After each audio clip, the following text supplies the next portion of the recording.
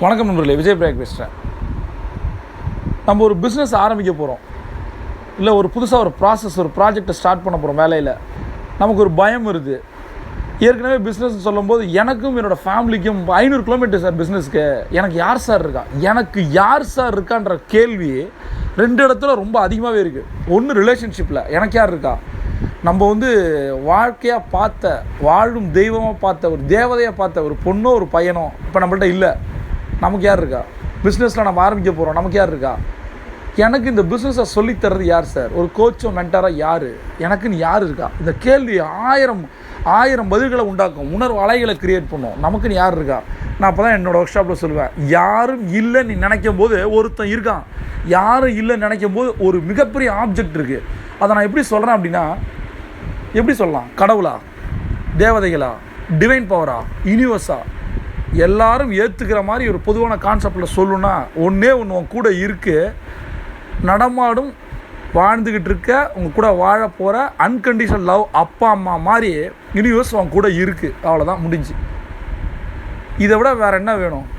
மென்மே come and men may go, I go and for ever. Brook சொல்லுதாம்மா, இப்போ எல்லோரும் வருவாங்க போவாங்க, நான் இருந்துக்கிட்டே இருப்பேன். அது மாதிரி தான் யூனிவர்ஸும். உனக்கு யார் வருவாங்க, இப்போ யார் போவாங்கன்றது நமக்கு தெரியாது. ஆனால் உன் கூட ஒரு அட்டகாசமான ஒரு என்ன சொல்கிறது, ஒரு பிளெஸ்ஸிங் கூட இருக்குது. நான் ஏற்கனவே சொன்னேன், அப்பா அம்மாவை விட உலகத்தில் மிகப்பெரிய லவ் எதுவுமே அன்கண்டிஷனலாக, மற்ற எல்லா லவ்வும் வேறு, இந்த லவ்வே வேறு. அவங்க என்ன எதிர்பார்க்குறாங்க?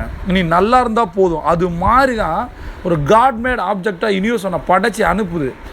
இங்கே எனக்கு யார் இருக்கா அந்த கேள்வி இந்த நிமிஷத்தோட இந்த டாட் அவ்வளோதான், முடிஞ்சு. உனக்குன்னு எல்லாம் இருக்காங்க, சரியா? அப்படி யாரும் இல்லைன்னு நினச்சா சந்தோஷப்படு. உனக்குன்னு ஒரு தேவதை வரும், ஒரு தேவதன் வருவான், அவ்வளோதான், சிம்பிள். ரகசியம் கற்றுக் கொடுக்கும் பாடம் என்ன? நம்ம கற்றுக்க போகிறது என்ன? ரகசியம் ஒரு ஆசம். அது எப்பயுமே 20 வயசில் நம்ம பார்த்த லவ்வும், 20 வயசில் நம்ம பண்ண பிஸ்னஸும் 30 வயசில் எப்படி இருக்கும், 40 வயசில் எப்படி இருக்கும்? அதே பொண்ணு தான், அதே தேவதை தான். எப்படி மாறி இருக்கு? ஒரே பிஸ்னஸ் தான், அதே ப்ராடக்ட் தான், அதே சர்வீஸ் தான். எப்படி மாறி இருக்கு? நம்மளோட அனுபவங்கள் மாறி இருக்குது, நம்மளோட மெச்சூரிட்டி மாறி இருக்குது, நம்ம பார்க்குற பார்வை மாறி இருக்குது, புரிதல் மாறி இருக்குது. அது மாதிரி தான் ரகசியம் புத்தகமும் டிவிடியும். அதை ஒரு ஜஸ்ட் லைக் தட் புக்காக பார்த்தீங்கன்னா ஒரு புக்கு, ஆனால் அது சொல்லித்தர பாடங்கள் 1000 லட்சம் கோடி நண்பர்களே. அதனால் இந்த புக்கை படிக்கும்போது குறிப்பிட்ட கால இடைவெளியில் நம்ம படிக்கிறது நல்லதுன்னு சொல்கிறேன். புக்கு எப்படி படிக்கணும், டிவிடி எப்படி பார்க்கணுன்றதே பல விஷயங்கள் நான் சொல்லித்தரேன் ஒர்க் ஷாப்பில். இந்த புக்கை பற்றி உள்ளே போகிறதுக்கு முன்னாடி அது ஒரு இன்ட்ரடக்ஷன் சீன் இருக்குது, மாசம் சீன். இது ரெண்டாபரன் சொல்லும்போது உங்களுக்கு மாயாஜாலத்தில் நம்பிக்கை இருக்கா அப்படின்னு ஒரு கேள்வியோடு ஆரம்பிப்பாங்க. இருக்கா? மாயாஜாலத்தில் நம்பிக்கை இருக்கல. மாயாஜாலம் தான் பேசிகிட்டு இருக்கு, மாயாஜாலம் தான் வாழ்ந்துக்கிட்டு இருக்கு. உங்களோட லைஃப் எல்லாமே மாயாஜாலம் தான். நினச்சி பாருங்கள், நினச்சது பல அதிசயங்களை நீங்கள் பண்ணியிருக்கீங்களா இல்லையா? நடக்க முடியாத நினைக்கிற ஒன்று நடத்தி காட்டிருக்கீங்க. பஸ்ஸை பிடிக்க முடியாது, ஃப்ளைட்டை பிடிக்க முடியாது, ட்ரெயினை பிடிச்சிருக்கீங்க. இந்த பிஸ்னஸ் டீலை முடிக்கவே முடியாது, க்ளோசிங் பண்ணவே முடியாது, ப்ரெசன்டேஷன் சொதப்பலாக இருக்குது, ஆனால் முடிச்சிருக்கீங்க. இதெல்லாம் மாயாஜாலம் தான். மாயாஜாலம்ன்றது ஒரு எக்ஸ்டர்னல் ஃபேக்டர் கிடையாது, நம்மளோட வாழ்ந்துக்கிட்டு இருக்க ஒரு உணர்வு தான் மாயாஜாலம். அதை எப்படி ஆரம்பிக்கிறாங்க? ரெண்டாபரன் ஆசம். குழந்தைகள்கிட்ட என்ன கற்றுக்கணும், அந்த குழந்தைகளை பற்றி அவங்க அப்படியே நரேட் பண்ணிகிட்டே வராங்க. நான் நினைக்கிறேன் குழந்தைகள்கிட்ட கற்றுக்கிறதுக்கு 3 மிக முக்கியமான விஷயங்கள் இருக்குது அப்படின்னு நான் நம்புகிறேன். என்னென்னு யோசிங்களேன். குழந்தைங்கள்ட்ட என்னென்னலாம் கற்றுக்கலாம்? குழந்தைங்களுக்கு கற்றுக் கொடுக்குறோன்னு நினைக்கிறீங்களா? குழந்தைங்க நமக்கு கற்றுக் கொடுக்குறது நிறைய, சரியா? அதில் முதல் விஷயம் என்னென்னா, நான் பார்க்குறது குழந்தைகளோட உற்சாகம். வேர்ல்டு நம்பர் 1 சேல்ஸ்மேன் ஜோஜி ராய்ட் சொல்கிறாரு, உனக்கு ப்ராடக்ட் தெரிஞ்சிருக்கணும் முக்கியம் கிடையாது, ஒன்று தெரிஞ்சிருந்தால் போதும். என்ன, எப்படி உற்சாகமாக இருக்கிறதுன்னு உனக்கு தெரிஞ்சால் போதும், உலகத்தை ஜெயிக்கலாம் அப்படிங்கிறாரு. ஒரு சேல்ஸ்மேன் கூடிய மிகப்பெரிய கேரக்டர் அழகு என்ன அப்படின்னா, அவன் எப்பயும் உற்சாகமாக இருக்கிறது. நமக்கு யாரை பிடிக்குது? உற்சாகமாக இருக்கவங்கள தான் பிடிக்குது. அதை எங்கேருந்து கற்றுக்கலாம்? குழந்தைங்கள்ட்ட. எப்படி இருக்கும்? முதல்ல ட்ரெயினை பார்க்கும்போது ஒரு லாங்காக நமக்கு ஏற்பட்ட பிரமிப்பு ஞாபகம் இருக்கா? முதல்ல ஃப்ளைட்டை பறந்து ஓன் சவுண்டோடு போகும்போது அதை கேட்டதும் பார்த்ததும் இந்த ஃபீல் எப்படி இருக்குது? இன்றைக்கி ஒரு ஜம்போ ஜெட் ஃப்ளைனை பார்க்கும்போது சாதாரணமாக இருக்குது. அந்த பிரமிப்பு மாறி இருக்கா? அப்போ நம்ம என்ன எடுத்துக்கணும்? பிரமிப்பு. இந்த உலகத்தை நம்ம பார்க்குற பார்வை எப்படி? பிரமிப்பு அழகாக செம்மையாக என்ஜாய் பண்ணி. ரெண்டாவது ரொம்ப முக்கியமான விஷயம், குழந்தைங்களோட பிடிவாதம். நீங்கள் பார்த்துருக்கீங்களா? குழந்தைக்கு ஏதாவது ஒரு டாய் வேணும், என்ன பண்ணுது? ஒன்று, டேடி ப்ளீஸ் டேடி, எப்படி மார்க்கெட்டிங்கை போடும்.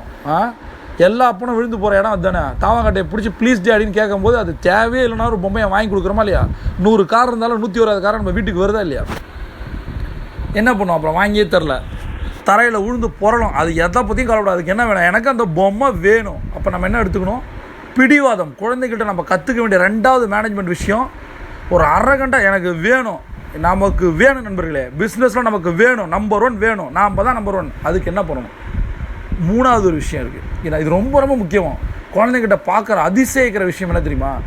நான் பார்த்துட்டே இருக்கேன், எய்த்த ஃப்ளாட்டில் டக்குன்னு, எய்த்த அப்பார்ட்மெண்ட்டில் ஒரு பையன் டக்குன்னு ஒரு பால்கனியில் ஏறி குதிக்கிறான். பக்குன்னுச்சு எனக்கு.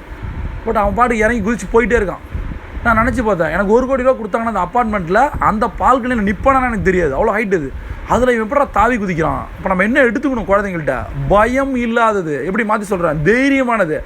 குழந்தைங்களாக இருக்கும்போது நமக்கும் தைரியம் இருந்துச்சு, வால் மாதிரி அங்கேருந்து இங்கே குதித்தோம். இப்போ ஒரு ஷிப்பில் ஏறும்போது பயமாக தலையை சுற்றுது. அப்படியே 14 மாடியில் 10வது மாடி போகும்போது எங்கே தண்ணியில் விழுந்துருவோமோன்னு இருக்குது. ஒரு பேராசைரிங்கில் போகும்போது பயமாக இருக்குது. ஸ்கியூபாவில் போகும்போது ஐயோ செத்துருவோமோன்னு தோணுது. இந்த பயம் எங்கே வந்தது? வயது ஆக ஆக பயம் அதிகமாக வருது. ஆனால் குழந்தைங்கள்ட்ட இது என்ன இருக்குது? இந்த பயம் இருக்கா? இப்போ குழந்தைங்கள்ட்ட என்னென்ன கற்றுக்கணும்? 3 விஷயம் கற்றுக்கணும். 1, உற்சாகம். எதை பார்த்தாலும் சந்தோஷமாக இருக்கும், உற்சாகத்தை கொடுங்க. உற்சாகமான மனிதர்களை தான் உலகம் கொண்டாடும். முதல்ல பிடிக்கும். 999 சொல்கிற எவனையும் பிடிக்காது. உலகம் புறந்தள்ளும். உங்களை யாரும் புறந்தள்ளக்கூடாது அப்படின்னா முதல்ல என்ன பண்ணணும்? உற்சாகமாக இருங்க. 2வது பிடிக்கும். எனக்கு இது வேணும்னா வேணும். நான் என் டீம்கிட்ட சொல்கிறது அதுதான்.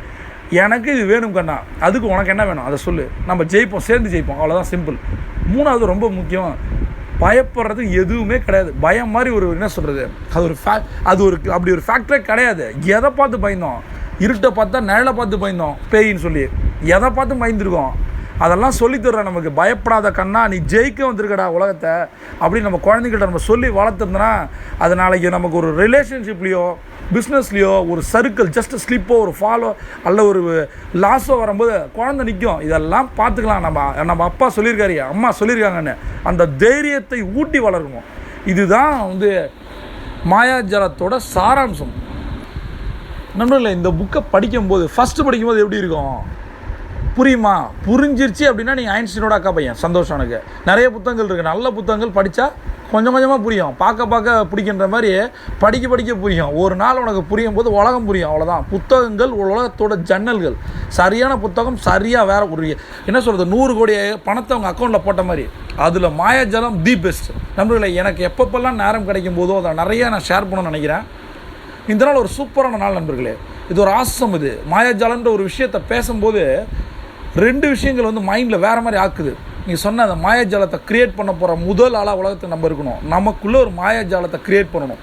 இப்போ அவங்க குழந்தைகள்லேருந்து ஆரம்பித்த மாதிரி குழந்தைகள்ட்ட இருக்க அந்த தைரியத்தையும் அந்த உற்சாகத்தையும் அந்த பிடிவாத்தையும் எடுத்துக்கிட்டு நம்ம ரகசியத்தோடு பயணிப்போம். இந்த ரகசியம் பயணம் எப்பப்பெல்லாம் நேரம் கிடைக்கும் போது நான் தொடர்றேன். முடிக்கும் போது ஒன்று சொல்கிறேன் நண்பர்களே, நீங்கள் ஒரு மாயாஜாலத்தை நிகழ்த்தி காட்ட போகிற ஒரு சாம்பியனாக இருப்பீங்க. See you on top.